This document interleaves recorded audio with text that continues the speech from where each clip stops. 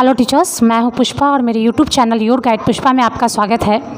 पिछले क्लास में हम लोग देख चुके हैं कि बच्चों के बाल विकास में किस प्रकार की भूमिका होती है, यानी उसका विभिन्न आयाम क्या है विकास का, जैसे शारीरिक, संवेगात्मक, इन सब का वीडियो हम लोग देख चुके हैं। और आज का हमारा क्लास है बच्चों में जो शारीरिक और मनोगत्यात्मक विकास होता है उसके बारे में।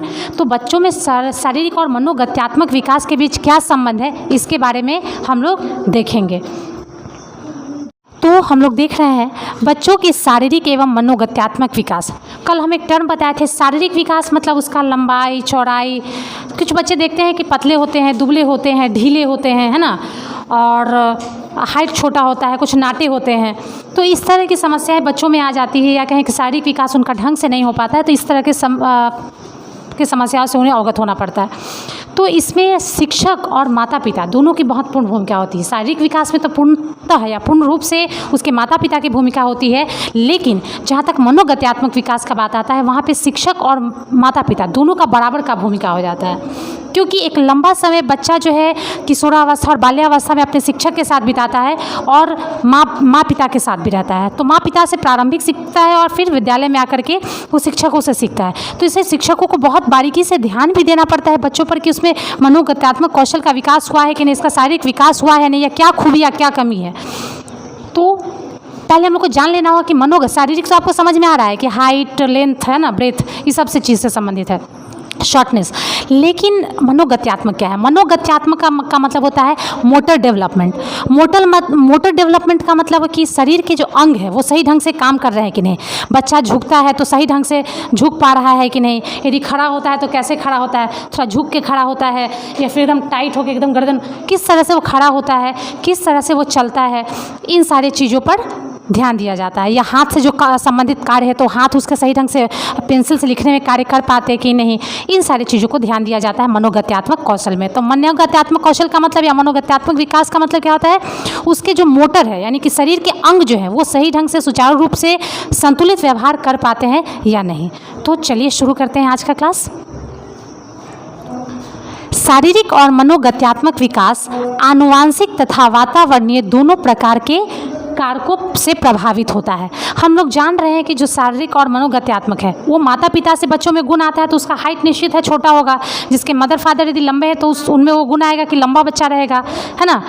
बच्चे ढीले ढाले भी हो सकते हैं। तो इस तरह से वातावरण दोनों प्रकार का निर्भर करता है। माता पिता की भूमिका, अब हम लोग उसमें देखते हैं, दो पोर्शन में बांटा गया है, एक है माता पिता की भूमिका और दूसरा है शिक्षकों की भूमिका। विकास में जो है यानी मनोगत्यात्मक और शारीरिक विकास में दो आदमी का भूमिका होता है, माता पिता की और शिक्षकों की। तो यहाँ बोर्ड पे देख रहे हैं कि माता पिता की भूमिका और शिक्षकों की भूमिका दोनों में, शारीरिक विकास और मनोगत्यात्मक दोनों में किस तरह से होता है सो देखते हैं। तो पहला पॉइंट आता है माता पिता की भूमिका। आनुवांशिक गुण से शारीरिक आकार प्रकार बच्चे अपने माता पिता और पूर्वजों से प्राप्त करते हैं। इसमें कोई और का वश नहीं है। वो माता पिता यदि माँ ढंग से खान पान की है तो गर्भावस्था में बच्चे का शारीरिक विकास ढंग से होगा और आगे भी उसका ध्यान रखना होगा। बच्चे का लालन पालन देखभाल जैसे कि संतुलित आहार देना, पोषण देना, सामाजिक आर्थिक स्थिति, परिवार, पड़ोस, संस्कृति, परिवेश आदि की प्राप्ति अभिभावक द्वारा होती है। हाँ, तो बच्चों की शारीरिक एवं मनोगत्यात्मक विकास की समझ में हम लोग देख रहे थे माता पिता की भूमिका और शिक्षकों की भूमिका। तो इसमें हम लोग का अभी का टॉपिक है माता पिता की क्या भूमिका है। तो चलिए देखते हैं। आनुवांशिक गुण से शारीरिक आकार प्रकार बच्चे अपने माता पिता और पूर्वजों से प्राप्त करते हैं। हम लोग ये जान रहे हैं कि बच्चे का जो आकार है, जैसे उसकी हाइट हो गई, उसकी चौड़ाई हो गई, कुछ बच्चे जहाँ ढीले ढाले होते हैं, तो ये सारी चीज़ जो है वो अपने पूर्वजों से प्राप्त करते हैं, वो अपने माता पिता से प्राप्त करते हैं। तो इसमें किसी शिक्षक का कोई योगदान नहीं हो सकता है, लेकिन हाँ, माता पिता ये कर सकते हैं बच्चे के खान पान के द्वारा उसकी उस कमी को जो आनुवांशिकता के रूप में आया है उसको दूर कर सकते हैं।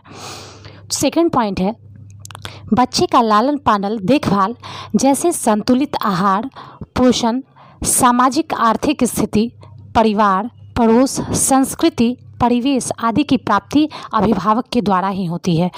और इन सारे से जो बच्चों का विकास होता है तो इसमें माता पिता की भूमिका होती है।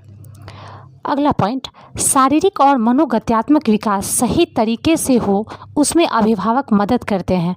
अब जैसे कि हम लोग एग्जाम्पल के तौर पे देखते हैं जब बच्चे छोटे होते हैं तो उनको लिखाने में पहले या फिर चलने के लिए भी माँ और अभिभावक जो होते हैं वो उंगली पकड़ के बच्चे को चलाना सिखाते हैं, है ना।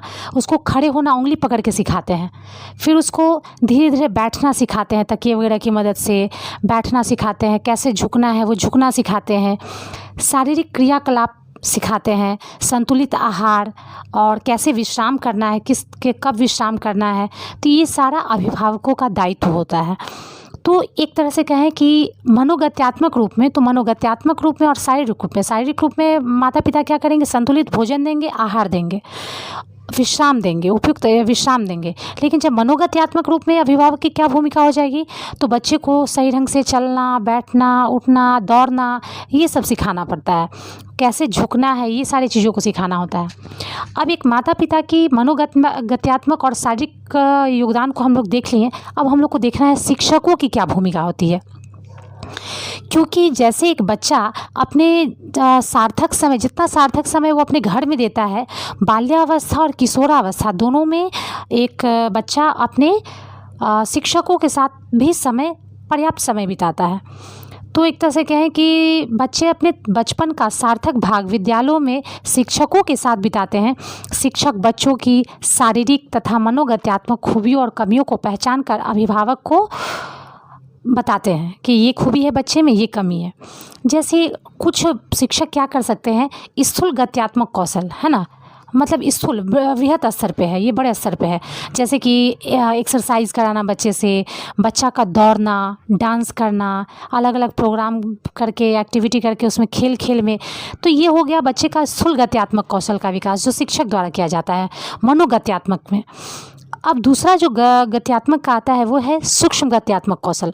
और सूक्ष्म गत्यात्मक कौशल में ये होता है, जैसे ड्राइंग बच्चा कर रहा है तो उसके हाथों में जो मस्क्यूलर पकड़ है वो अच्छा से बैठता है, लिखने से उसके मसल से पकड़ बनती है, किसी चीज़ को सिलाई करने से उसका एकाग्रता बढ़ रहा है, और हाथों और आँखों के बीच का समन्वय बढ़ता है, रंग भरना, एक निश्चित क्षेत्र के बीच चूँकि कलर करना है, तो ये सारा माध्यम से, यानी कि चित्रकला, लिखना, सिलाई करना, रंग भरना जैसे कार्यों से शिक्षकों की भूमिका तय होती है। शिक्षक यह सुनिश्चित करते हैं कि बच्चा कैसे उठता है, कैसे खड़ा होता है। अब मान लेते हैं विद्यालय में कोई बच्चा गया, है ना, विद्यालय में कोई बच्चा गया और वो क्या करता है कि झुक करके खड़ा है, ये सही उसका पोस्चर नहीं है, तो उसकी शरीर की हड्डियां टेढ़ी हो जाएंगी और वो उसका आदत भी बन जाएगा, जिससे उसका आत्मविश्वास कमज़ोर हो जाएगा। तो यहाँ एक शिक्षक को ये ध्यान देना है कि बच्चा कैसे उठता है, किस प्रकार वो खड़ा होता है, कैसे झुकता है, बच्चा यदि जूता पहना है तो सही ढंग से पहन रहा है या नहीं। इनको सीखने के लिए शिक्षक बच्चों को प्रोत्साहित कर सकता है। तो इस तरह से एक कह सकते हैं कि उदाहरण है। अब इसमें माता पिता और शिक्षकों की भूमिका का हम लोग उदाहरण देख लें। अब मिलते हैं नेक्स्ट क्लास में।